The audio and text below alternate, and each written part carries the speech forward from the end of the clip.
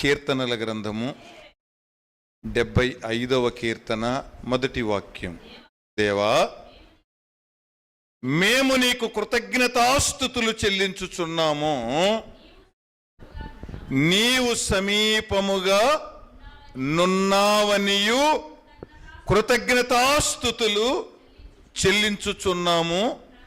నరులు నీ ఆశ్చర్య కార్యములను వివరించుదురు.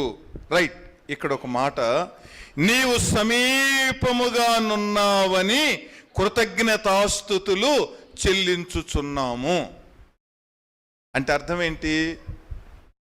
కృతజ్ఞతాస్తుతులు చెల్లించు వారికి ఆయన సమీపముగా ఉండువాడు. ఇది